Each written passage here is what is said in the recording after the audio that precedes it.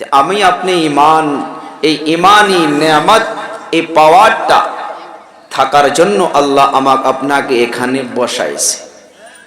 আল্লাহ তাআলা তো এলান করেছে, সময়ের কসম খেয়ে, হে যুবক, এ সময় আছে আজ গুনাহ করতে পারছি, এ সময় আছে আজ টাকা কামাই করতে পারছি, সময় আছে আজ মসজিদে যাইতে পারছি, সময় শেষ, সব শেষ। দয়াবান আল্লাহ তাআলা বলেন, ও আমার বান্দা, কোরআনে কারীমের ছোট্ট একটা সূরার ভিতরে দয়াবান আল্লাহ তাআলা কসম খাইলেন। আল্লাহ তাআলা কোনো একটা বস্তু যদি বলতে যায়, কোনো একটা কথা যদি বলতে যায়, দয়াবান আল্লাহ তাআলা কসম না খাইলেও এমনি হয়ে যাবে। আল্লাহ তাআলা সুন্দর করে সময়ের কসম খাইলেন, জামানার কসম খাইলেন, ইতিহাসের কসম খেয়ে বললেন, ওয়াল আসর, শপথ করলাম আমি। সময়ের কসমটা কে করছে? এই যে কথা বলতে হবে, অল্প সময় 15-20 মিনিটে শেষ দিব। আল্লাহ তাআলা সময়ের কসম খেয়ে বললেন, ওয়াল আসর, জামানার শপথ, ইন্নাল ইনসানা লাফি খুসর। আল ইনসান শুধু মুসলমান নয়, এই ইনসান শব্দের মাধ্যমে হিন্দু ভাই রয়েছে, বৌদ্ধ ভাই রয়েছে, অন্যান্য জাতি ভাইগুলো রয়েছে, মুসলমানও রয়েছে। দয়াবান আল্লাহ তাআলা কসম খেয়ে বললেন, ইন্নাল ইনসানা লাফি খুসর, নিশ্চয় সমস্ত মানুষ ধ্বংসের পথে, সমস্ত মানুষ জাহান্নামের পথে। ধ্বংসের পথটাই হইল জাহান্নামের পথ, ধ্বংসের পথটাই হইল দোজখের পথ। ও বাবারা, বন্ধুরা, আল্লাহ তাআলা সমস্ত মানুষের জন্য কসম খাইলেন। একটা উদাহরণ আপনাদেরকে দিলে বুঝতে পারবেন। লক্ষ্মীপুর টাউনের থেকে একটা বাস গাড়ি চলতে একটা ব্রিজ থেকে বাস গাড়িটা মানুষ সহ নিচে পড়ে গেল। এখন এই এলাকার মাধ্যমে কেউ এসে খবর দিল, লক্ষ্মীপুর টাউনে একটা বাস গাড়ি অ্যাক্সিডেন্ট হইয়া সব মানুষ মারা গেছে। কেউ না কেউ প্রশ্ন করবে, একজনও কি বাঁচে নাই? করবে না নাই? কথাটা বুঝছেন? ধ্যান দিতে লাগবে। অল্প সময় শুনি, ঈমান নিয়ে আলোচনা করব। আমার আপনার ভিতরে যে ঈমান আছে, এই ঈমান আমার আপনার কাছে কি চায়? প্রশ্ন মানুষ করবে, ও হুজুর, আপনি বললেন বাস গাড়ি অ্যাক্সিডেন্ট হইয়া সব মানুষ মারা গেছে, কেউ কি বাঁচে নাই? একজনও কি বাঁচে নাই? তদ্রূপ ভাবে আল্লাহ তাআলা মানুষকে বললেন, ইন্নাল ইনসানা লাফি খুসর, ইয়াকিনান অবশ্যই নিশ্চয় সব মানুষ জাহান্নামের পথে, ধ্বংসের পথে। ওই বাস গাড়ির মতো করে প্রশ্ন করুন, কেউ কি বাঁচে নাই? সবাই কি মরে গিয়েছে? কেউ কি আহত হয় নাই? এই জায়গার মাধ্যমে প্রশ্নটা অন্তরে করেন। আল্লাহ তাআলা বলল, সমস্ত মানুষ ধ্বংসের পথে। তাহলে সব মানুষ যদি জাহান্নামের পথে হয়, সব মানুষ যদি দোজখের পথে হয়, আল্লাহ যে জান্নাত বানায়া রাখছে, এই জান্নাতের মাধ্যমে কে যাবে? প্রশ্ন হয় না নাই ভাই? এই আমার কলিজা টুকরা যুবক, আমি আহ্বান জানাবো রে ভাই, আল্লাহ তাআলা আপনাদেরকে ঈমানি একটা দৌলত দিয়েছে, এত বড় একটা নেয়ামত দিয়েছে। এই বাবা বুঝো, ঈমান কাকে বলে রে বাবা? এই দুনিয়ার পরিচয় সব মিথ্যা, সব মিথ্যা। আমি বড় হাফিজ, আমি বড় ডক্টর, আমি বড় সায়েন্সদান, আমি বড় ইঞ্জিনিয়ার, আমি বড় বাড়ির মালিক, আমি বড় গাড়ির মালিক, আমি বড় টাকার মালিক। আল্লাহ তাআলা বলে, রে বান্দা শোন, তোমার এই পরিচয় আমি একটাও নিব না, একটাও নিব না। প্রশ্ন করতে পারেন, আল্লাহ তাআলা তাহলে কি পরিচয় নেবে? পারা নাম্বার 4 এর মাধ্যমে চলে যান, পৃষ্ঠা নাম্বার 2 খোলেন, লাইন নাম্বার 2 এর মাধ্যমে দয়াবান আল্লাহ তাআলা জানান, শোনো শোনো শোনো, আমি আল্লাহ তাআলা জানাইয়া রাখলাম, ইয়া আইয়ুহা ইত্তাকুল্লাহ। আয়াতের শব্দের দিকে লক্ষ্য করবেন। ইয়া আইয়ুহাল্লাযীনা কাফারু বলে নাই, ইয়া আইয়ুহাল্লাযীনা আশরাকু বলে নাই, ইয়া আইয়ুহাল্লাযীনা অন্য জনের নাম বলে নাই। আমানুর ব্যাখ্যা, আমানুর শব্দের ভিতরে আমিও আছি, আপনিও আছেন, আপনার ছেলে মেয়েগুলো আছে, আমার কলিজা টুকরা যুবকগুলো আছে। আমরা যারা মুমিন হইয়া আছি রে বাবা, দয়াবান আল্লাহ তাআলা সুন্দর করে আদর করে ডাক দিলেন, ইয়া আইয়ুহাল্লাযীনা আমানুত্তাকুল্লাহ হাক্কা তুকাতিহ। ও বিশ্বাসী বান্দাগণ, ইত্তাকুল্লাহ, আল্লাহর জন্য ভয় করো। একটা জবাব সবাই একসঙ্গে দিবেন। ইমানদার আল্লাহ ব্যতীত, আল্লাহ ছাড়া অন্য কারো জন্য ভয় করতে পারে কি? যারা বললেন না তারা পারেন। আল্লাহ ছাড়া ইমানদার কারো জন্য ভয় করবে? জোরে করে কেন বলেন না করবে? না না না, নামাজ না পড়লেও কেউ যদি আমার যুবকদের সম্মুখে আমার নবীকে গালি দেয়, আমার আল্লাহকে গালি দেয়, খোদার কসম খেয়ে বলতে পারবো ওই যুবকদের রক্ত গরম হইয়া যাবে, ওই যুবক থাকতে পারবে না, কারণ তার ভিতরে ইমানি পাওয়ার কিছু না কিছু রয়েছে। কথা কোন ঠিক না রে ঠিক? আল্লাহ তাআলা ডাক দিয়া বলে, ইত্তাকুল্লাহ, বিশ্বাসী বান্দাগণ আল্লাহর জন্য ভয় করো।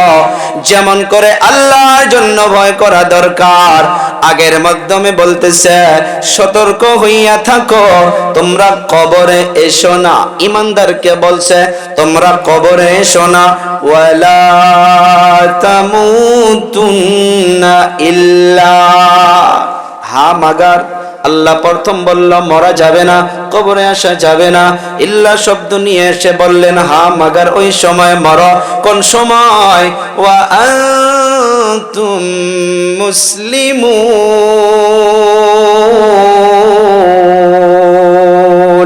দয়াবান আল্লাহ তাআলা জানাইয়া দিল ওই সময় মররে মুমিন বান্দা, যখন তুমি পরিপূর্ণভাবে মুসলমান হবা। আয়াতগুলো ধ্যানে রাখবেন। কিচ্ছা জানিও না, ঘটনা জানিও না, আয়াত দিয়ে আপনাদেরকে দুই চার এক কথা বলে আমি চলে যাব। আল্লাহ তাআলা এই আয়াতে বলল ইমানদারকে ডাকছে। কাকে ডাকছে? ইমানদারকে ডাকছে।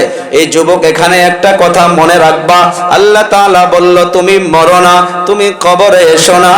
আমার কলিজা টুকরা যুবকদেরকে আমি পায়ে হাত দিয়া দিয়া বলে যাই রে বাবা, একটা কথা জবাব দাও।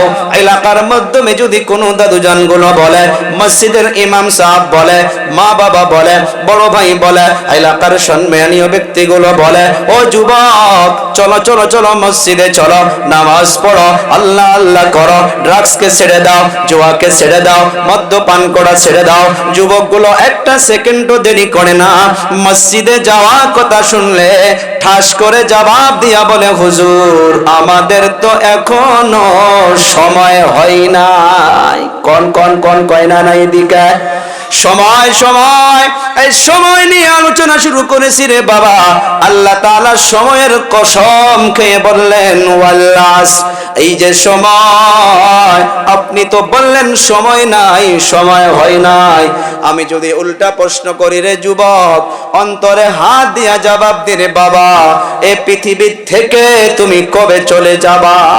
আছে কোন বেটা বলার মতো ক্ষমতা? কেউ নাই, কেউ নাই।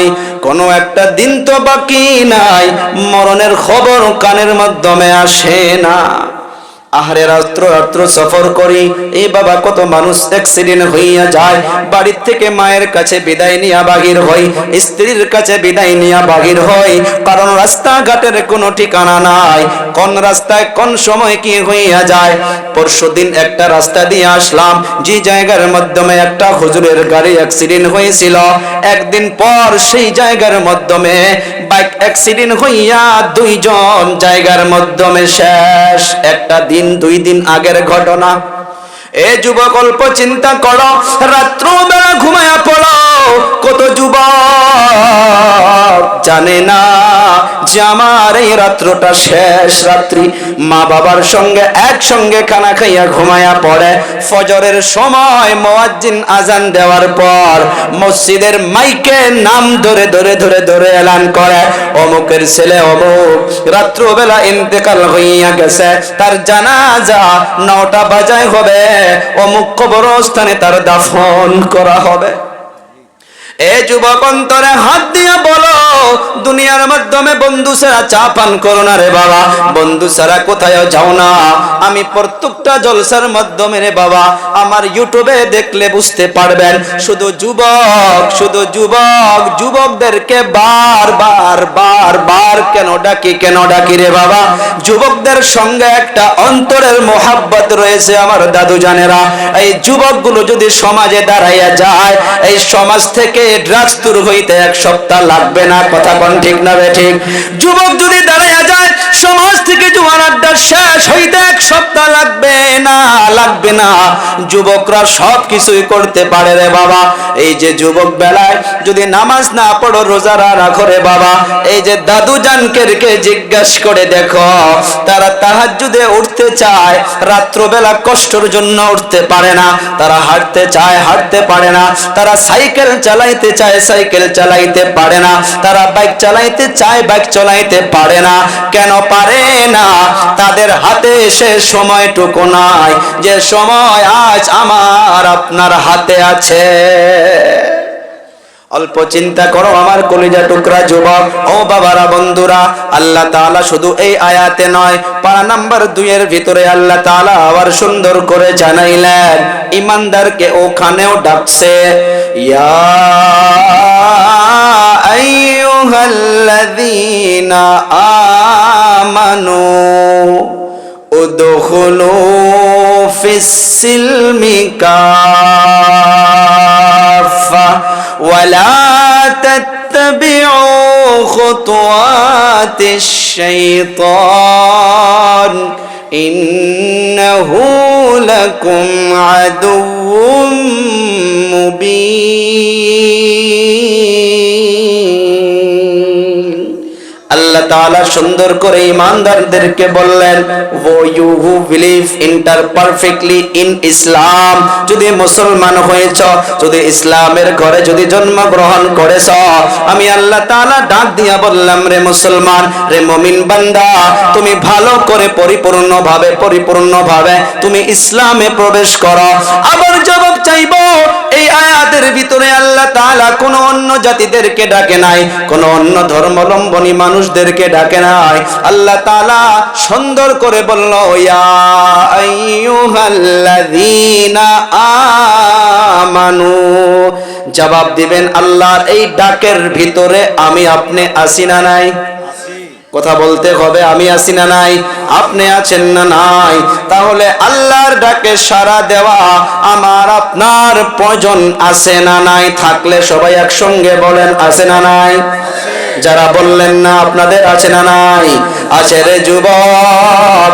বানানে वाला अल्लाह, खिलाने वाला अल्लाह, इज्जत देने वाला अल्लाह, बेइज्जती करने वाला अल्लाह, हयात देने वाला अल्लाह, मौत देने वाला अल्लाह, रुजी देने वाला अल्लाह, रुजी केড়ে নেনে वाला अल्लाह, সম্মানের মালিক আল্লাহ, কুরসির মাধ্যমে বসাইয়া বসাইয়া বেইজ্জতি করনে वाला মালিক হইলেন আল্লাহ।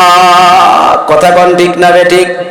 হাজারো মানুষ একদিকে চলে যাবে যে আমি অমুক জনকে বেইজ্জতি করাবো, অমুক জনকে লাঞ্ছিত বঞ্চিত করব। খোদার কসমকে বলি রে বাবা, তোমরা হাজারো মানুষ একদিকে চলে যাইতে পারো, মহান আল্লাহ যদি চায় আমি অমুককে ইজ্জত আরো বাড়াইয়া দিব। খোদার কসমকে বলতে পারি, সারা বিশ্বের মানুষ যদি একদিকে যায়, একজনকে বেইজ্জতি করাইতে পারবে না। হুকুম চলবে কার? আরো বলি কার? এই একটা মালিকের বাড়িতে যদি একটা গোলাম থাকে, ওই গোলামটা কার কথা মতো চলে? মালিকের কথা মতে চলে।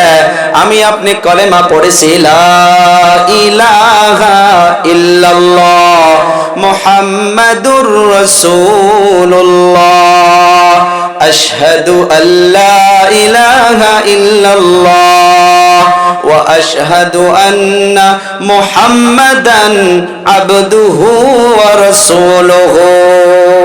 কলেমা পড়েছি না নাই? কলেমা পড়লাম, লা ইলাহা, কোনো ইলা নাই, কোনো মাবুদ নাই, বাট মাগার ইল্লাল্লাহ, একজন আছে, তিনি হইলেন কে? আর জোরে বলি কে? আল্লাহ আল্লাহ আল্লাহ। আল্লাহ তাআলা অনেকগুলো মুজিজা, অনেকগুলো ঘটনা নবীদের মাধ্যমে দেখাইয়া গিয়েছে। আল্লাহ তাআলা দেখাইয়া দিলেন যে আগুন মানুষকে জ্বলাইতে পারে না। পারে?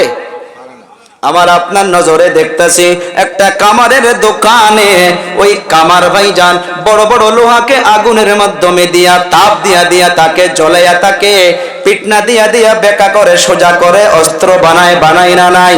লোহা পর্যন্ত আগুনের মাধ্যমে জ্বলে যায়, কাঠ জ্বলে যায়, সব কিছুই জ্বলে পুড়ে ছারখার হইয়া যায়। দোকানের মাধ্যমে আগুন লেগে গেলে টিন পর্যন্ত দাউ দাউ করে পুড়ে যায়, যায় না নাই? আমার আপনার নজরে এইটা খেয়ালে যে আগুন পুড়তে পারে সব জিনিসকে, মানুষকে। ও বাবা, আল্লাহ তাআলা দেখাইয়া দিছে যে আগুনের মাধ্যমে ক্ষমতা নাই, ক্ষমতা নাই। ইব্রাহিম নবীকে আগুনের মাধ্যমে ফেলানো হয়েছিল না নাই? সবাই কথা বলেন, শুনছেন না নাই? আগুন তৈরি করলো, নিকট দিয়ে হাঁটা যায় না, বগল দিয়ে চলাফেরা করা যায় না। ইব্রাহিমকে আগুনের মাধ্যমে ফালাবে, ধরে নিকট থেকে দিতে পারে না। তাফসীরের মাধ্যমে পাওয়া যায় দূর থেকে একটা টুকরির মাধ্যমে বারশি লাগাইয়া ইব্রাহিম নবীকে দূর থেকে ওই আগুনের মাধ্যমে ফালাইয়া দিছে। আগুন তৈরি হইয়া গেছে। আল্লাহ তাআলার ফারিস্তা এসে গেছে, পানির ফারিস্তা এসে গেছে, বাতাসের ফারিস্তা এসে গেছে। ও ইব্রাহিম, আমাদেরকে বলুন পানির দ্বারা আগুনকে ঠান্ডা করে দেব। ও ইব্রাহিম, আমাকে বলুন আমি বাতাস দিয়ে, হাওয়া দিয়ে আগুনকে আমি খতম করে দেব। ইব্রাহিমের ইয়াকিন ছিল না না না, যে আল্লাহ তাআলা আমাকে সৃজন করেছেন, আমার ওই আল্লাহ তাআলাই যথেষ্ট। আল্লাহ তাআলার যদি হুকুম না হয়, যত বড় আগুন হোক না কেন, আমার একটা শরীরের পশম জ্বলাইতে পারবে না। কথা কোন ঠিক না রে? ঠিক। আগুনের মাধ্যমে ফালানো হলো। আল্লাহ তাআলা আয়াতের দ্বারা জানাইয়া দিচ্ছে, আগুনকে আল্লাহ তাআলা বলেছে, কুলনা ইয়া নারু কুনি বারদাও ওয়া সালামান আলা ইব্রাহিম। আমরা তরজমা শুনেছি, আরবিক গ্রামার যিনারা পড়েছি আমরা শুনেছি, বারদুন মিনিক্স ঠান্ডা, সালামাত শব্দের মানা সালামাতি ওয়ালা। আয়াতের দিকে লক্ষ্য করে দেখুন, আল্লাহ তাআলা যদি শুধু আগুনকে বলতো, রে আগুন আমার খলিলুল্লাহর জন্য, ইব্রাহিমের জন্য ঠান্ডা হয়ে যা, ঠান্ডা যদি বেশি হয়ে যায়, বলুন কষ্ট পাওয়া যাবে কিনা? কথা কোন যাবে কিনা? ঠান্ডার জন্য মানুষ কষ্ট পায়, ঠান্ডার জন্য মানুষ কষ্ট পায়, কিন্তু ঠান্ডা হইতে বলল, লগে আল্লাহ তাআলা সিফতকে লাগাইয়া দিল, বারদাও ওয়া সালামান। এ আগুন শোন, শুধু ঠান্ডা হলে চলবে না, আমি আরো আল্লাহ তাআলা তোকে জানাইয়া দিলাম, এমন ঠান্ডা হবে যে ঠান্ডার দ্বারা ইব্রাহিম যেন আরাম পায়। সালামাত ওয়ালা ঠান্ডা, যত প্রয়োজন হয় ততটুকু ঠান্ডা হইয়া যাবে। আগুন পুড়তে পারছে? কথা কয় না, পুড়তে পারছে। ক্ষমতা কার? হুকুম কার? আল্লাহর হুকুম হয় নাই, আগুন ইব্রাহিমকে জ্বলাইতে পারে নাই। আমি আপনি আরো শুনেছি, ওই ইব্রাহিম নবী আল্লাহর কাছে সন্তান চাইতেছে, রব্বি হাবলি মিনাস সালিহিন। ইব্রাহিম নবীর সন্তান নাই, আল্লাহর কাছে সন্তান চায়, আল্লাহ সন্তান দিয়ে দিল। লাগভাগ 80 বছর প্লাস হইয়া গেছে, কোন কোন জায়গায় লেখা আছে 90 প্লাস হইয়া গেছে ইব্রাহিমের বয়স। এত বছর হওয়ার পরে আল্লাহ তাআলা ইব্রাহিমকে একটা ছেলে দিয়েছে। অনেকগুলো পরীক্ষার পর একটা পরীক্ষার কথা আপনাদেরকে শোনাই। ইব্রাহিম নবী স্বপ্নের মাধ্যমে দেখতেছে, ফালাম্মা বালাগা মাআহু السعي قال يا بني إني أرى في المنام আন্নী আযবাহুকা ফানজুর মাযা তারা قال يا أبت افعل ما تؤمر ستجدني إن شاء الله من الصابرين ইব্রাহিম স্বপ্নের মাধ্যমে দেখতেছে যে আমি আমার মুহাব্বতের জিনিসকে আমি আল্লাহর রাস্তায় জবাই করতেছি, কুরবান করতেছি। ইব্রাহিম নবী অবশেষে সন্তানকে গিয়া প্রশ্ন করল, এ বাবা বলো বলো বলো, আমি স্বপ্নের মাধ্যমে দেখলাম রে বাবা আমি তোমাকে জবাই করতেছি, সো তোমার রায় কি, তোমার কমেন্টস কি, তুমি কি বলতে চাও? সন্তান ছিলেন ইসমাইল। ইসমাইল নবী দেরি করে নাই, ইসমাইল বলে ফেলল, ইয়া আবাতি ইফআল মা তুমার। ও আব্বু জান দেরি কইরেন না, কারণ নবীদের স্বপ্ন হইতেছে ওহী। সুবহানাল্লাহ বলে। নবীরা স্বপ্ন দেখলে সেটা ওহী হইয়া যায়, আল্লাহ তাআলার হুকুম হইয়া যায়। ইসমাইল বলল, আব্বা আর দেরি কইরেন না, যেটা স্বপ্ন, যেটা হুকুম আল্লাহ তাআলা আপনাকে করেছে আপনি সে কামকে করে ফেলেন, আপনি আর দেরি কইরেন না, দেরি কইরেন না। ইব্রাহিম তৈয়ার হইয়া গেল, ছুরি নিয়া সন্তানকে নিয়া জবাই করার জন্য প্রস্তুতি নিল রে বাবা। আসমানের মাধ্যমে ফেরেশতাগুলো সব অবাক হইয়া গেছে, আরে কি হইতেছে, কি হইতেছে? ফেরেশতা কান্না করতেছে, কিন্তু ইব্রাহিম ছুরি নিয়া সন্তানের নিকটে চলে গেল। সন্তান বলল, আব্বু জান আপনি আমার চোখগুলো বেঁধে নেন, আপনি যদি আমার দিকে তাকান হয়তো সন্তান আর বাবার মাধ্যমে মোহাব্বত হয়ে যাইতে পারে। ছুরিটা তেজ করে নেবেন, গলার মাধ্যমে দিয়া আল্লাহর নাম নিয়ে ইসমাইলের গলার মাধ্যমে ছুরি চালায়। ইব্রাহিম ছুরি চালাইতে আছে, ছুরি চালাইতে আছে, উপর থেকে আল্লাহ তাআলা ছুরিকে বলেছে, রে ছুরি সর। ইসমাইলের চামড়া তো দূরের কথা, ওনার গলার যেন একটা পশম পর্যন্ত কাটা না যায়। কাটছে গো, কাটছে, কাটে নাই।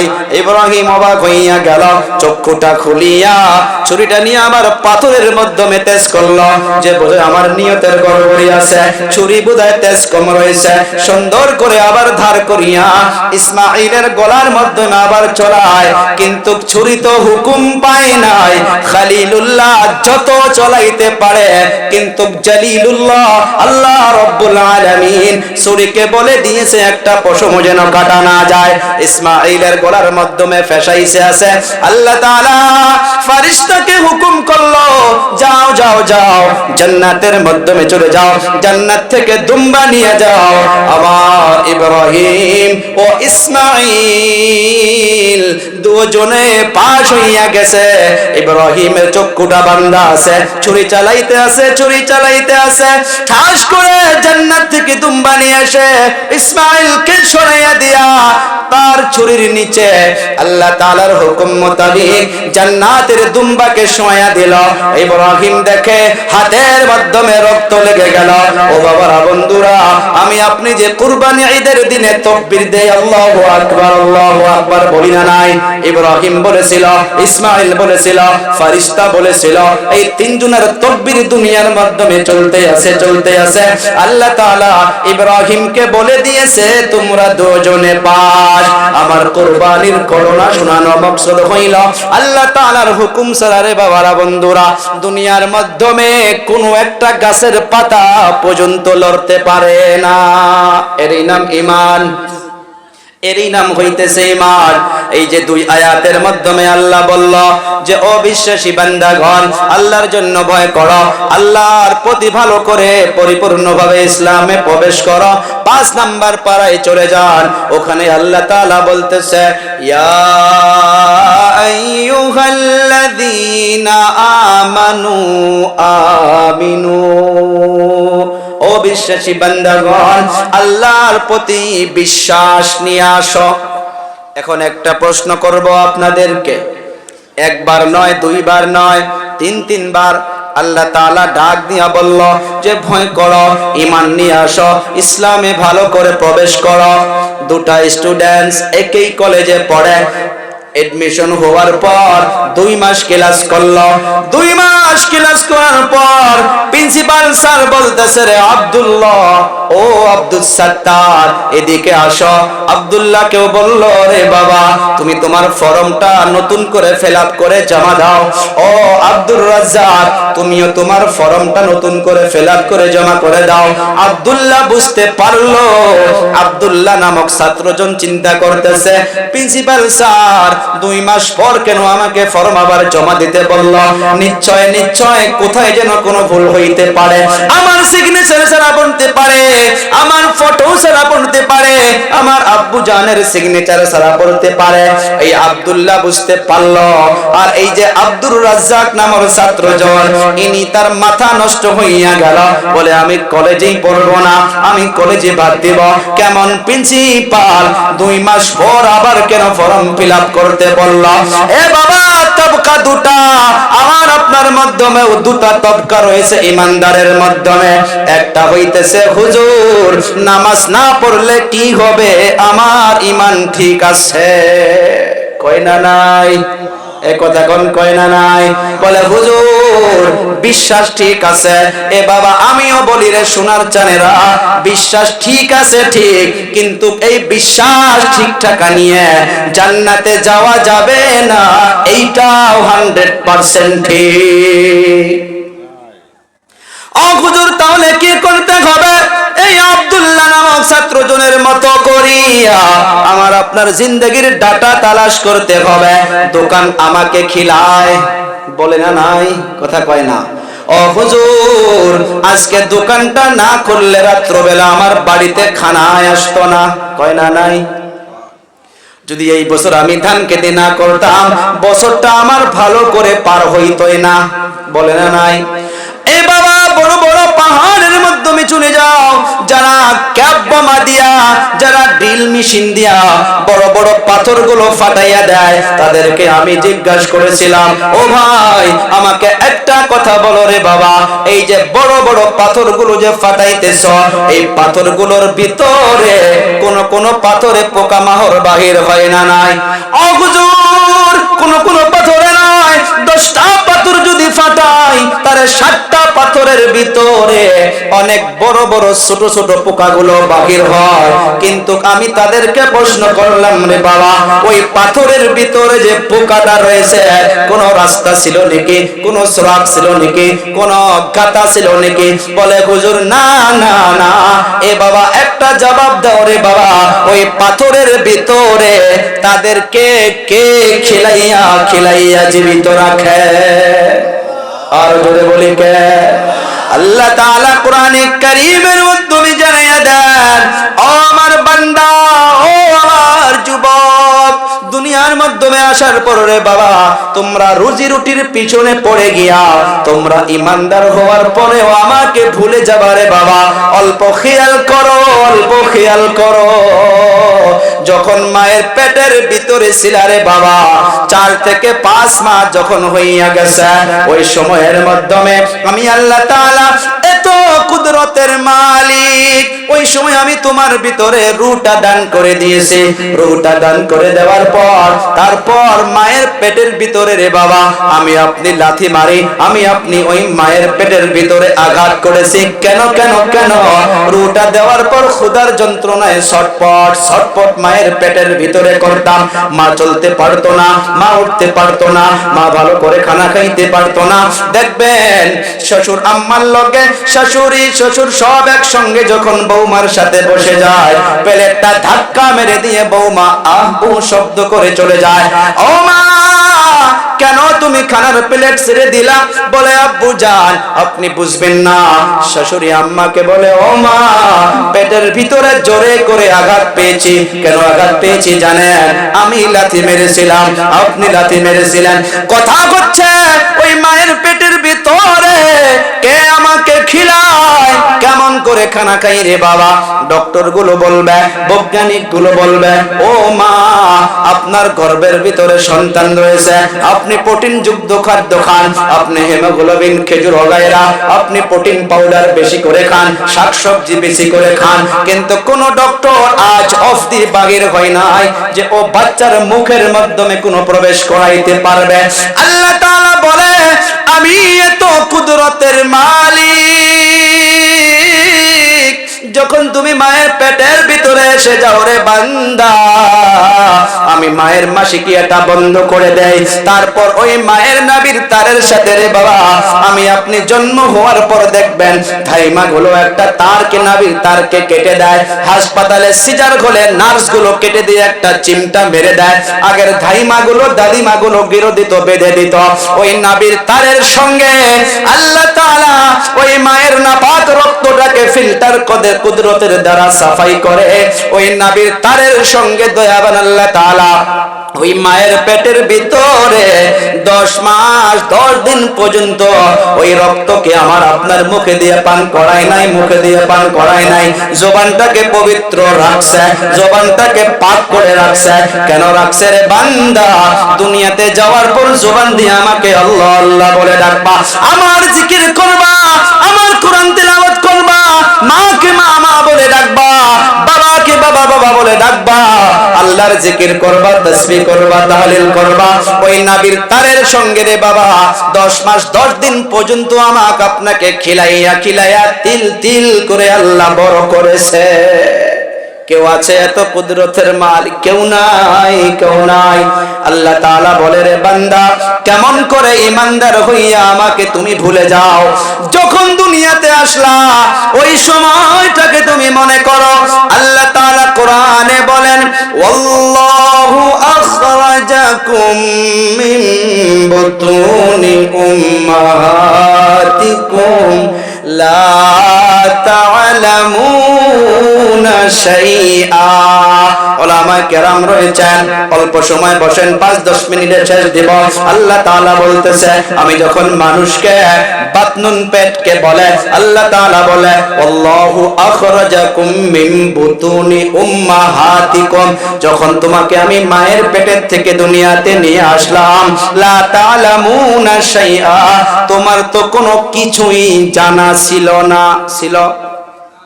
কথা কয় না। আল্লাহ তাআলা বলে তোমার কোনো কিছুই জানা ছিল না রে যুবক। তুমি পেশাবের মাধ্যমে পড়ে, পায়খানার মাধ্যমে পড়ে, তুমি কোন কোন সময় হাতের দ্বারা পায়খানা তুলে তুলে তুমি মুখে পর্যন্ত দিতাও। দেয় না নাই বাচ্চাগুলো? কথা কন। এ বাবা বাচ্চাদেরকে দেখো তারা কেমন অবস্থায় আছে, এই সময়টা আমার আপনারও ছিল না নাই? আল্লাহ তাআলা বলে যে তোমার কোনো কিছুই জানা ছিল না, খিদা ক্ষুধার যন্ত্রণায় তুমি ছটফট করেছো রে বাবা, তুমি মুখ দিয়া একবার মাকে বলতে পারো নাই আমি আল্লাহ তাআলা এত কুদরতের মালিক, আমি তোমাকে একটা বস্তু দিয়েছিলাম যার নাম হইতেছে কান্না। কান্না কান্না তুমি কান্না করেছো রে বাবা। তোমার মা হাজারো কাজ যদি করে থাকে, যদি থালি বাসন ধুতে করে থাকে, তোমার আম্মা জান তোমার কান্না শোনার পরে বাবা সমস্ত কাজকে ফেলিয়ে রেখে সন্তানের নিকটে দৌড়ায়। দৌড়ায় না নাই গো?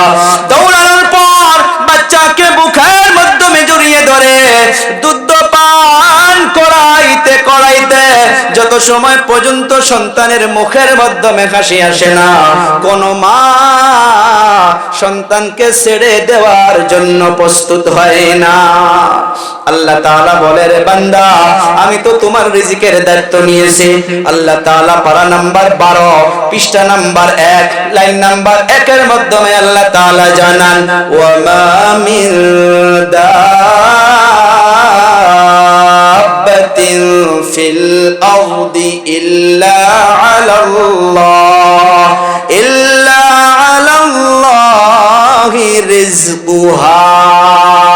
আমার আপনার রুজি রিজিকের দায়িত্ব কে নিয়েছে? আরো জোরে বলি কে নিয়েছে? আল্লাহ নিয়েছে রে বাবা। আল্লাহ তাআলা রিজিকের দায়িত্ব নিয়েছে। কেউ সপ্তাহে 10 দিন মাছ খায়, কেউ একদিন হইলেও খায় না নাই। ইমানদার। আল্লাহ তাআলা বলে ঈমান এত বড় একটা দামি নেয়ামত রে বাবা। এই ইমানদারদেরকে ডাক দিয়া দিয়া দিয়া দিয়া আল্লাহ তাআলা বলতেছে তুমি মুখে দিয়া বলো বিশ্বাস। এই বিশ্বাসের নাম ঈমান নয়, ঈমান নয়, ঈমান নয়, না হয় ঈমান নয় রে বাবা। আল্লাহ তাআলা সূরা আসরের মাধ্যমে বলেন ইন্নাল ইনসানা লাফি খুসর, সব মানুষ ধ্বংসের পথে। মনে আসেনি আলোচনাটা? বাস অ্যাক্সিডেন্ট হয়েছিল, কেউ এসে বলল সব মানুষ মারা গেছে। একজন প্রশ্ন করল একজনও কি বাঁচে নাই? এই আয়াতের ভিতরে আমি বললাম ইন্নাল ইনসানা লাফি খুসর, সব মানুষ ধ্বংসের পথে, সব মানুষ জাহান্নামের পথে। এখন কারা কারা জাহান্নামের পথে নয়? নাম্বার একটা শুনলেই অন্তরটা খুশি হইয়া যাবে। আল্লাহ তাআলা বলেন ইল্লাল্লাযীনা আমানু, আল্লাহু আকবার বলা যাবে না? আমানু, যাদের ভিতরে ঈমান রয়েছে, যারা ঈমানদার, তারা ধ্বংসের পথে নয়। সুবহানাল্লাহ বলা যাবে না? তারা জাহান্নামের রাস্তায় নয়, তারা দুজকের পথে নয়। ঈমানদার বান্দায় হইতেছে জান্নাতের হকদার। ও বাবারা, বন্ধুরা, এই ঈমান নিয়ে বসে থাকলে হবে না। আমি আপনি কলেমা পড়েছি, আমানতু বিল্লাহ পড়ছি না? আল্লাহর উপরে বিশ্বাস আনা। উলামায়ে কেরাম সুন্দর করে আপনাদেরকে হয়তো মসজিদে বোঝায়, এই যে আমানতু বিল্লাহ, আল্লাহর উপরে বিশ্বাস আনলাম। এই আল্লাহর উপরে বিশ্বাস আনার পর এখানে চারটা জিনিসকে আমাকে আপনাকে মানতে হবে। এই চারটা জিনিসের যদি একটা জিনিসও বাদ পড়ে, আল্লাহর কসম খেয়ে বলবো রে বাবা, ওই ব্যক্তি জনের ঈমান মুকাম্মাল হবে না। নাম্বার এক হইতেছে আল্লাহর অস্তিত্বকে বিশ্বাস করতে হবে। উঠাউঠি করলে তো চলবে না। বসেন বসেন, অল্প সময়। একটার আগে দোয়া হবে, 8 মিনিট বাকি আছে। নাম্বার এক হইতেছে আল্লাহর অস্তিত্ব। এখানে কথা হইতেছে আল্লাহর অস্তিত্বকে বেঈমান গুলো মানতো কিনা হুজুর? আল্লাহর অস্তিত্বকে কিন্তু যারা ঈমান কবুল করে নাই তারাও মানতো। একটা উদাহরণ দিচ্ছি, আমার আপনার নবী কত বছর বয়সে বিবাহ করছে গো? একজন বলেন কত বছর? মাশাআল্লাহ, 25 বছর বয়সে আমার আপনার নবী বিবাহ করেছে। মা খাদিজাতুল কুবরা রাদিয়াল্লাহু তাআলা আনহার বয়স ছিলেন তখন 40। নবী পাক সাল্লাল্লাহু আলাইহি সাল্লাতু ওয়া সালামের বয়স ছিল 25। নবুয়ত পাওয়ার আগে বিবাহ করলো না, নবুয়ত পাওয়ার পরে? ওদিকে নেবেন না। আমার আপনার নবী আউয়াল আখির সেটা আলাদা কথা। 40 বছরে ওই যে গারে হীরার মাধ্যমে যে একা একা গিয়ে ইবাদত করত, 40 বছর হওয়ার পর ওই জায়গার মাধ্যমে আল্লাহ তাআলা কোরআন দিয়েছিল। 40 বছর আগে আমার আপনার নবী 20 বছরে কাউকে নামাজ পড়তে বলে নাই, কাউকে হারাম খাইতে বাধা করে নাই, বা কাউকে কোনো হুকুম করে নাই, কাউকে কোনো আদেশ দেয় নাই। এই 40 বছর পর্যন্ত আমার আপনার নবী নীরবে থাকতো, নীরবে থাকতো, খামোশ হইয়া থাকতো। কথা বল।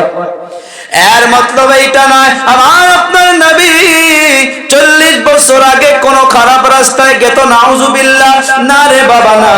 নবুয়ত প্রাপ্ত হওয়ার আগে আমার আপনার নবী, নবুয়ত প্রাপ্ত হওয়ার পরে যেগুলো জিনিস হারাম ছিল সেগুলো জিনিসও আগেও কিন্তু আমার আপনার নবী একবারও সে মাজলিস গুলোতেও যায় নাই। একটা উদাহরণ দেই, শরাব, মদ্যপান করা, এইটা কিন্তু নবুয়ত পাওয়ার পরে, ইসলাম আসার পরেও কিন্তু কোন টাইমে কিছু সময়ের জন্য জায়েজ ছিল।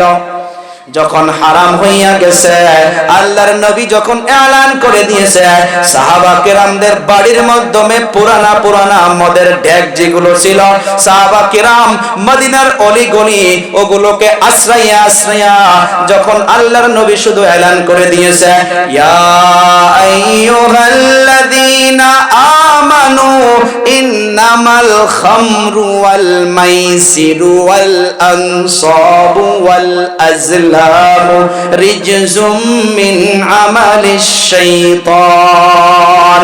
শয়তানের কাজ যখন আল্লাহ তাআলা নবী পাকের উপরে আয়াত নাজিল করে দিলেন, আমার আপনার নবী যখন এলান করে দিলেন, সাহাবা কিরাম মদিনার অলি গলি মদিনার বড় বড় হান্ডিগুলো ডেকগুলো আশ্রয়া আশ্রয়া লাঠি দিয়া মেরে মেরে ওই মদগুলো মদিনার অলি গলি ভাসাইয়া দিয়েছিল।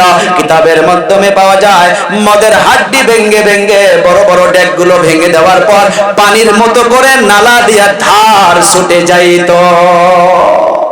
ও আমার বাবারা, বন্ধুরা, আমি বলতেছিলাম নবী পাক সাল্লাল্লাহু আলাইহি সাল্লাতু ওয়া সাল্লামকে মনে রাখবেন, আল্লাহর অস্তিত্বকে বোঝাচ্ছে। আমার আপনার নবী গারে হিরার মাধ্যমে যখন একা একা ইবাদত করত, হযরতে জিবরিল এসে গিয়েছিল, কোরআনের 5টা আয়াত যে নাজিল করেছিল, ইকরা বিসমি রাব্বিকাল্লাযী খালাক খালাকাল ইনসানা মিন আলাক ইকরা ওয়া রাব্বুকাল আকরাম الذي علم بالقلم علم الإنسان ما لم يعلم। এই 5টা আয়াত নাজিল হওয়ার পর আমার আপনার নবী অল্প অল্প ভয়ের মতো হয়ে গিয়েছিল। মা খাদিজার নিকটে আসার পর মনে রাখবেন, তখন আমার আপনার নবীর কিন্তু 40 বছর হয়ে গেছে, 25 বছর বয়সে বিবাহ করেছে। এই আয়াত নাজিল হওয়ার পর প্রথম আয়াত ছিল আমার আপনার নবী মা খাদিজার নিকটে এসে বলে, জাম্মিলুনি জাম্মিলুনি, চাদর দাও, কম্বল দাও, আমাকে ভয় লাগতেছে, জ্বর উঠে গেছে, বোধহয় আমি আর বোধহয় বাঁচবো না। আমার আপনার নবী ওই সময় কিন্তু মা খাদিজাকে ইসলামের দাওয়াত দেয় নাই, মা খাদিজাও কিন্তু ইসলাম কবুল করে নাই। আমার আপনার নবীকে মা খাদিজা যেটা কথা বলছে রে বাবা, কিন্তু ওই কথাটা বোঝানোর জন্য লম্বা টাইম নিলাম। মা খাদিজা আল্লাহর অস্তিত্বকে ইসলাম কবুল করার আগেও মানত, সুবহানাল্লাহ বলা যাবে না। মা খাদিজা বলেছিল, ওয়াল্লাহি লা ইউখজিকাল্লাহ, ও পয়গম্বর, ও আমার স্বামী গো, আপনাকে আল্লাহর কসম খেয়ে বলতেছি, আল্লাহর কসম খাইছে না নাই? তার মানে আল্লাহ আছে বলে বিশ্বাস করছে না নাই? তাহলে ইসলাম কবুল করার আগেও তারাও আল্লাহর অস্তিত্বকে মানত। আমরা ইসলাম মুসলমান হওয়ার পরেও আল্লাহর অস্তিত্বকেও মানি। ওই আরবের মাধ্যমে যারা আল্লাহকে মানে নাই, ইসলাম কবুল করে নাই, আল্লাহ তাআলা নবীকে বলেছিল তাদেরকে প্রশ্ন করো, ওয়ালা ইন সাআলতাহুম মান খালাকাস সামাওয়াতি ওয়াল আরদ, ও পয়গম্বর আপনি তাদেরকে জিজ্ঞাসা করেন জমিনের মালিককে, আসমানের মালিককে, কে সৃজন করেছে। তারা ঈমান না আনতে পারে, তারা সুন্দর করে জবান দিয়ে বলে উঠছিল, ওয়ালা ইন সাআলতাহুম মান খালাকাস সামাওয়াতি ওয়াল আরদা লা ইয়াকুলুনাল্লাহ, তারা সবাই একসাথে বলে উঠতো মালিক হইলেন আল্লাহ। অথচ তারা ঈমান কবুল করে নাই। মক্কাতুল মুকাররমায় কাবাতুল্লাহ ভাঙ্গার জন্য আবরাহাম বাদশা সৈন্য বাহিনী নিয়ে এসেছিল, শুনছিলাম। আবরাহাম বাদশা এসে গেল, তার দলের লোকেরা ওই সময় আব্দুল মুত্তালিব ওই যে মক্কাতুল মুকাররমায় কাবাতুল্লাহর ওনার দায়িত্বই ছিল, ওনার কাছে ওনার ওই কাবাতুল্লাহর হেফাজতের দায়িত্ব, দেখভালের দায়িত্ব আব্দুল মুত্তালিবের কাছে ছিল।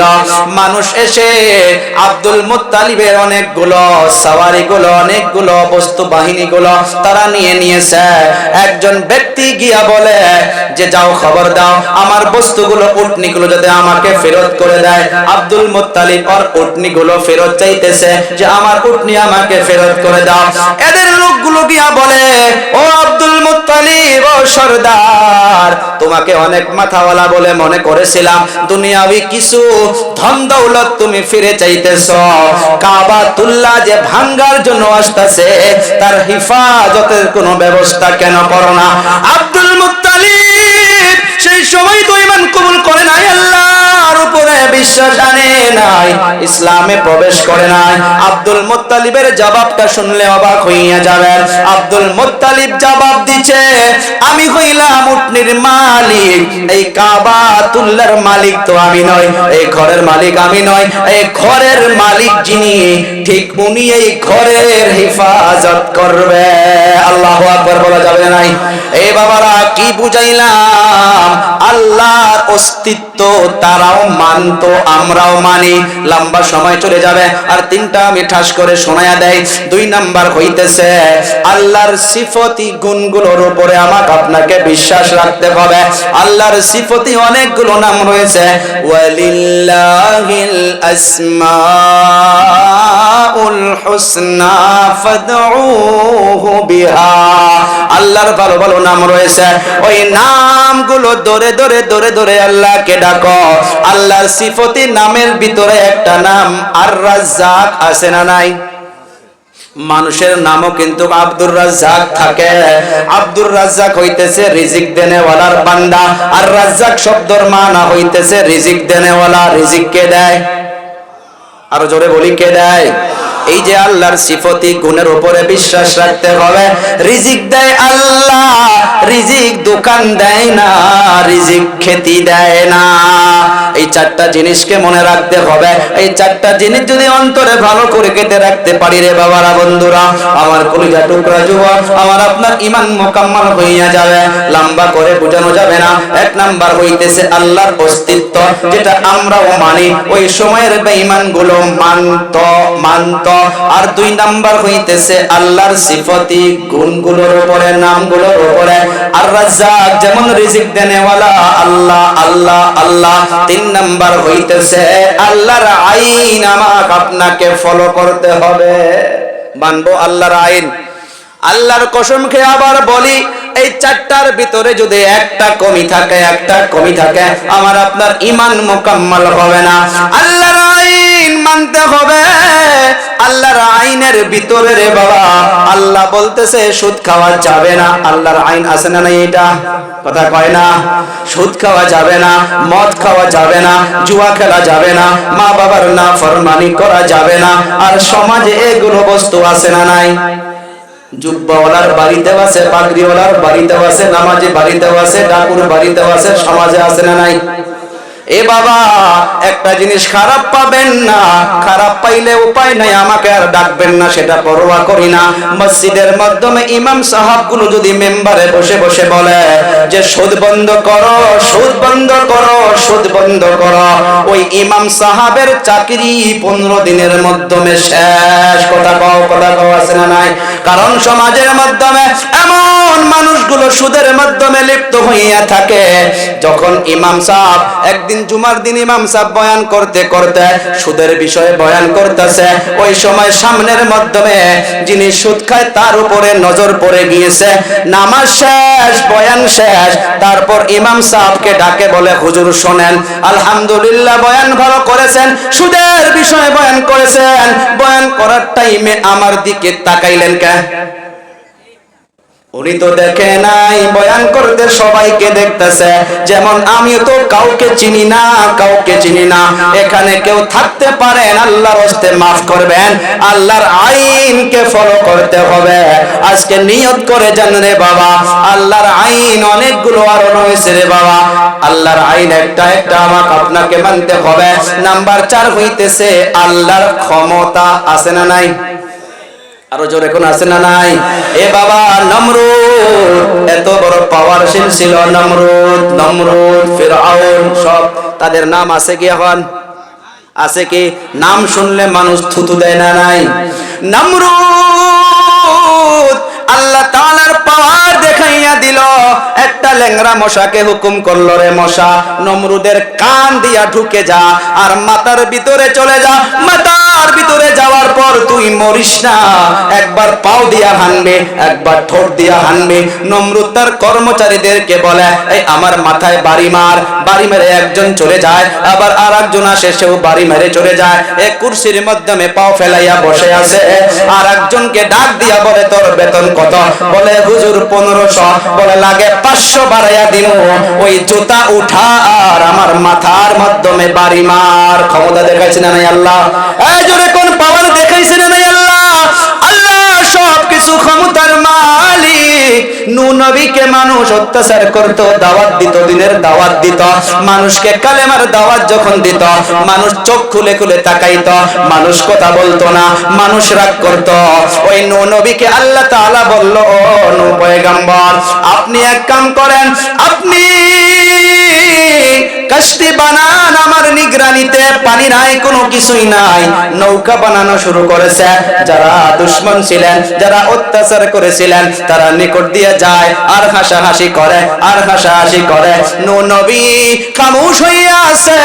আল্লাহ তাআলা বলল, রে নূহ, আর কত খামোশ থাকবি? ধৈর্যের সীমা পার হইছে রে নূহ, এখন তাদেরকে জবাব দে। আল্লাহু আকবার বলা যাবে না? তাদেরকে জবাব দে, ইন তাসখারু মিন্না ফা ইন্না নাসখারু মিনকুম কামা তাসখারুন। তাদেরকে বল, তোমরা যেমন করে আমাকে দেখে আজকে হাসাহাসি করতেছো, কালকে তোমাদেরকে দেখেও আমি হাসবো। জবাব দিছে না নাই? আল্লাহ তাআলার হুকুম হইয়া গেল, সব চুলার মাধ্যমে পানি বাহির হইয়া গেল। লম্বা ইতিহাস সময় নাই, আয়াত পড়াটাম হবে না, বিশ্লেষণ করাটাম হবে না। আল্লাহর পাওয়ার বোঝাচ্ছি রে বাবা। পানি আর পানি, আসমান থেকেও পানি, নিচ থেকেও পানি, কেউ তো বাঁচানেওয়ালা নাই। ক্ষমতা দেখাইলো কে? আল্লাহর পাওয়ার আছে না নাই? আল্লাহর পাওয়ার আছে না নাই? এ বাবা, 1 নাম্বার আল্লাহর অস্তিত্ব, 2 নাম্বার আল্লাহর সিফত গুলো মানা লাগবে, 3 নাম্বার আল্লাহর আইন মানা লাগবে, 4 নাম্বার আল্লাহর ক্ষমতা মানা লাগবে। ও আমার যুবক, সময় অনেক হইয়া গেছে রে বাবা। আজকের তারিখে আল্লাহর আইন নিয়ে আর একটা কথা বলে যায়, এ তো ঈমান নিয়ে আলোচনা চলতেছে। আল্লাহ তাআলা ফয়সালা করে দিয়েছিল, ওয়া কাযা রাব্বুকা আল্লা তা'বুদু ইল্লা ইয়া। আল্লাহ তাআলা সুন্দর করে বলেছিল, ওয়া কাযা রাব্বুকা, তোমার রবের তরফ থেকে এইটা চূড়ান্ত ফয়সালা হয়েই গেছে। কে বলছে? জোরে বলতে হবে, কে বলছে? আল্লাহ বলছে চূড়ান্ত ফয়সালা হয়েই গেছে। ইবাদত হবে তো একমাত্র আল্লাহর। কার? আল্লাহর ইবাদতের পরে কোরআন শরীফ খুলেন রে বাবা, এই আয়াতটা শেষ হয় নাই। একই আয়াতের ভিতরে আল্লাহর বড় একটা আইনকে আল্লাহ জানিয়ে দিল, ওয়া বিল ওয়ালিদাইনি ইহসানা। 100 ফ্যামিলির মাধ্যমে 99% ফ্যামিলির মা বাবা কান্না করতেছে যুবক সন্তানদের জন্য। আছে না নাই? জবকে আল্লাহর আইন, আল্লাহর নবীও বলে গিয়েছে, রে আমার উম্মত শোনো শোনো শোনো, হুমা জান্নাতুকা ওয়া নারুকা, তোমার জন্য তোমার মা বাবা জান্নাত, তোমার জন্য তোমার মা বাবা জাহান্নাম। সাহাবা কেরাম প্রশ্ন করলো, কাইফা ইয়া রাসূলুল্লাহ? আল্লাহর নবীকে প্রশ্ন করলো, কেমন করে মা বাবা জান্নাত, কেমন করে মা বাবা জাহান্নাম? আমার আপনার নবী বলে গেল, রে আমার উম্মত, যারা দুনিয়ার জমিনে বেঁচে থাকা অবস্থায় মা বাবার অন্তর খুশি করতে পারবা, মা বাবার অন্তর খুশি তো আমার আপনার আল্লাহ খুশি। সুবহানাল্লাহ বলা যাবে না? আর যার উপরে আল্লাহ তাআলা খুশি হইয়া যাবে, ওই বান্দা বান্দির জন্য আল্লাহর জান্নাত ওয়াজিব হইয়া যাবে। চিল্লাইয়া বলে সুবহানাল্লাহ।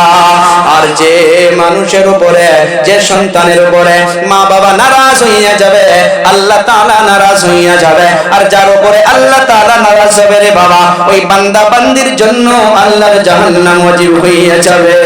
নবী আমার বলেছিল, ও আমার সাহাবীরা রে, জীবনে বাবাকে একবারও বাবা বলে ডাকতে পারি নাই। মসজিদে নববীর মধ্যে মাধ্যমে, যে জায়গার মাধ্যমে আমার আপনার নবী নামাজ পড়াইতো, ওই যে বাচ্চাগুলো আছে ওখান থেকে এতটুকু ডিসটেন্স হবে নবীর হুজরায়ে মোবারক ছিল আর মসজিদে নববীর মুসাল্লা ছিল। আমার আপনার নবী ফরজ নামাজে দাঁড়াইয়া গেছে, নিয়ত বাঁধিয়েছে। উদাহরণ দিচ্ছে সাহাবা কেরামদেরকে, শোনো শোনো শোনো, আমি যদি এমন ভাবে ফরজ নামাজে দাঁড়াইয়া যাই, আমি যদি নিয়ত বাঁধি আল্লাহু আকবার, আমি যদি কিরাত শুরু করি আলহামদুলিল্লাহি রাব্বিল আলামিন আর রহমানির রহিম, ওদিকে আমার মা জানতো না যে আমি নামাজে আছি। আমার মা না জানার জন্য যদি আমার নাম ধরে একবার ডাক দিত বাবা মুহাম্মদ, আর মায়ের ডাকটা যদি আমি নামাজে শুনতে পারতাম, ও সাহাবা কেরামরা শোনো, আমি মায়ের ডাক শোনার পর নামাজে থাকতাম না, আমি ফরজ নামাজের ইমামতিকে বাদ দিয়া আমি মায়ের খেদমতে হাজির হইয়া যাইতাম। আল্লাহর আইন। এ বাবারা বন্ধুরা, এই যে রাত্র সফর করি রে বাবা, বাড়ির থেকে বাড়ানোর সময় মা ছোট বাচ্চার মতো গাড়ির নিকটে আসে। আহারে, সারা জায়গার মাধ্যমে হাতির ভয়, আজকে আসতে একটা জায়গার মাধ্যমে লাগভাগ 45 মিনিট দাঁড়াইয়াছিলাম, পুলিশ দাঁড়াইয়া আছে, এদিকে পুলিশ, মাঝখান দিয়ে হাতি পার হইয়া যাবে।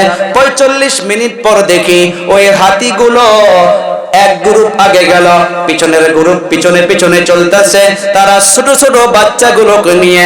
আমি মনে করলাম মা তো মা হয়, এত মানুষ হাল্লা চিল্লা করতেছে, বড় বড় হাতি আরে ছোট ছোট বাচ্চাদেরকে সুর দিয়া ধরে ধরে কেমন ভাবে পার হইয়া যাইতেছে, এয়া হইতেছে মা মা মা।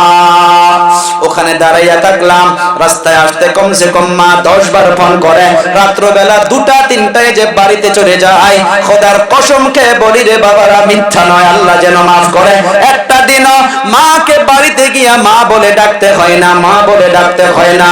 মেন গেটের মাধ্যমে গাড়িতে যাওয়ার সাথে সাথে মা দেখি ঘর নয়, শুধু ঘর নয়, মেন গেটটা খুলে দিয়ে মা এসে হাজির হইয়া যায়। ও মা, 3টা বাজে, আপনি কি ঘুমান না? যাওয়া রাত্রের ঘটনা, প্রায় 3:30 বেজে গিয়েছে রে বাবা। বাড়িতে আসার সাথে সাথে দেখি মা গেট খুলে হাজির। ও মা, 3টা বাজে, আপনি কি ঘুমান না? বলে রে সন্তান, এখন বুঝবি না, তোকে আল্লাহ সন্তান দিয়েছে, তোর সন্তানকে যখন বাহিরে এমন ভাবে রাখবি রে বাবা, তখন আমাকে বুঝাস কেমন করে তোর ঘুম আসে।